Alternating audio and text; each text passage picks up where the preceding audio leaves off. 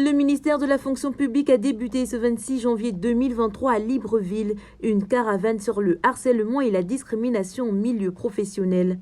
À ce rendez-vous, les participants ont été édifiés et sensibilisés sur ce fléau qui mine notre société.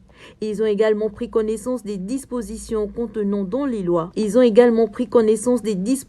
contenues dans la loi, les mécanismes de saisie ainsi que les sanctions relatives. Une énième sensibilisation qui vise à limiter ces phénomènes sociaux dans le milieu du travail, mais aussi à veiller à ce que ces lois soient appliquées. Une caravane qui vient une fois de plus mettre en exergue ce phénomène qui touche de nombreux travailleurs, notamment les femmes en général.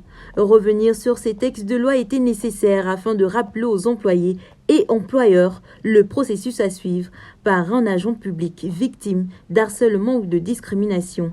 Satisfait de leur présentation parce que ce sont des textes que nous connaissions déjà.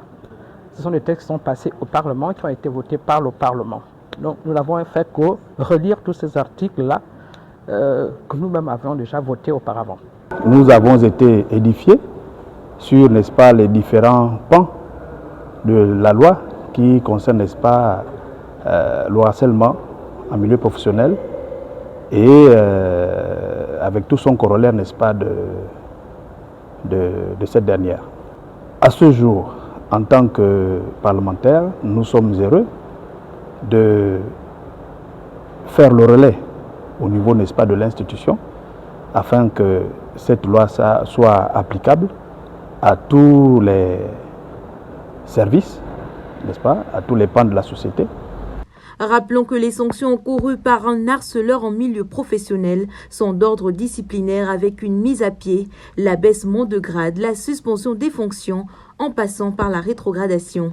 Les sanctions peuvent être également pénales. Les dispositions du Code prévoient un emprisonnement ferme allant de 2 à 5 ans. Les sanctions peuvent également être pénales. Les dispositions du Code prévoient un emprisonnement ferme allant de 2 à 5 ans, soit un emprisonnement avec une amende selon le type de harcèlement, qu'il soit sexuel ou moral.